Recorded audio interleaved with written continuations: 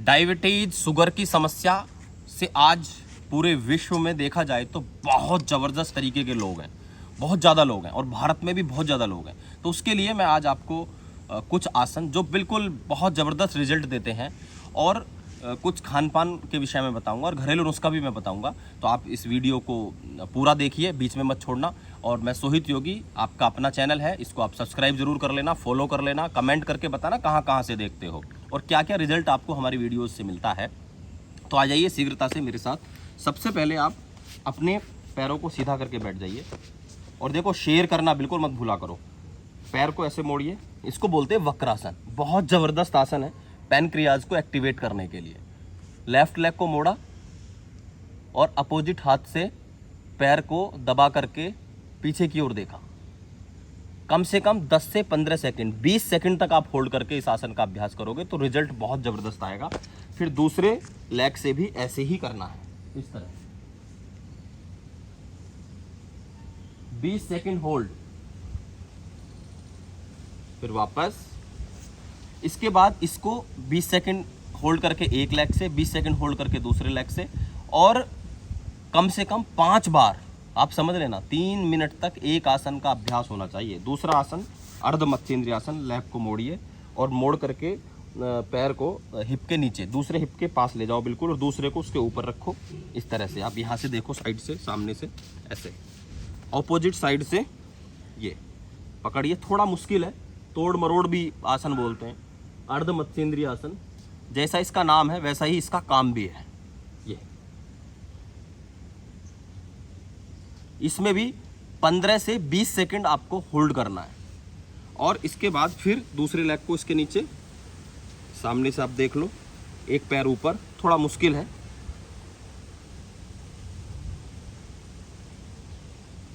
इसको भी 15 से 20 सेकंड होल्ड करना है और एक एक लेग से 3 से 5 बार करना है। ध्यान से समझ करके करो।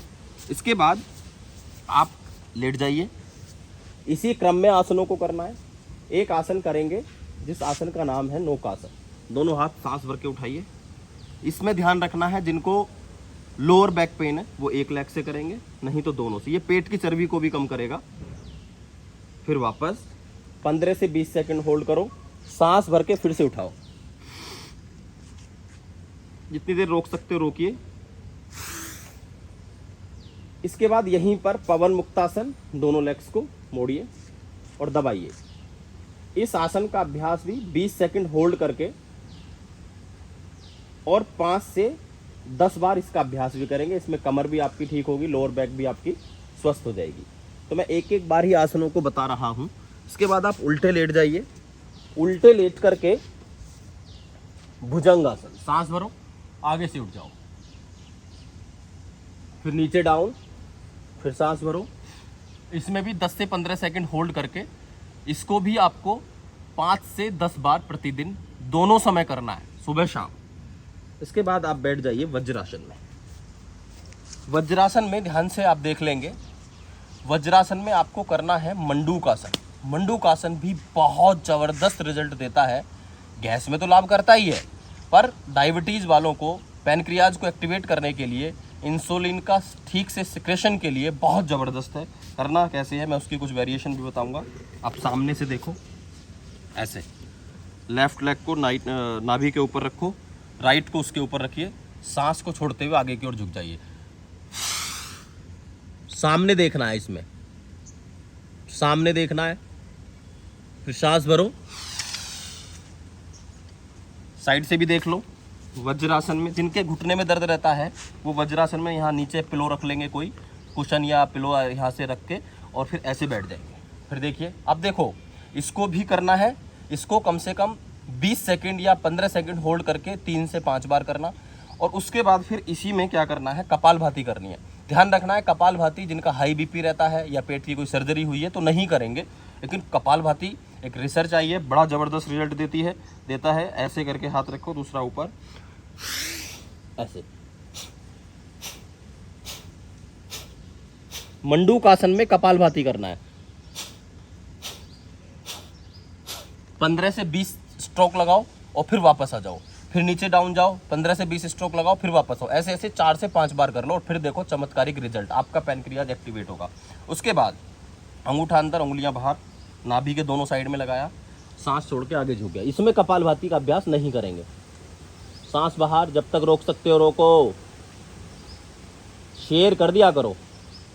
सांस भर के ऊपर, इसको भी 15 से 20 सेकंड होल्ड करके कम से कम 5 से 7 बार इसका भी अभ्यास आपको प्रतिदिन करना है। तो ये जितने आसन मैंने आपको बताए हैं, इन आसनों का अभ्यास आपको रेगुलर रूटीन में करना है।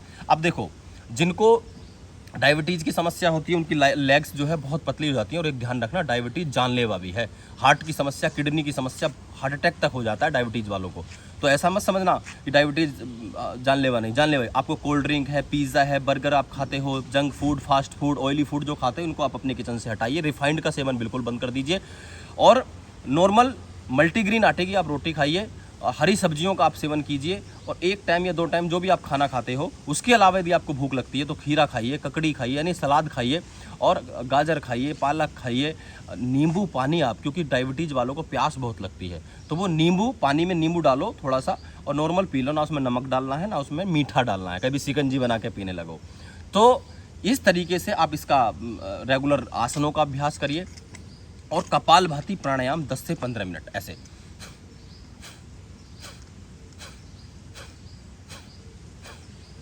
कपालभाति प्राणायाम भी आपको 10 से 15 मिनट, इसके ऊपर भी मैंने वीडियोस बहुत बनाई हुई हैं, कपालभाति आप सब जानते ही हैं।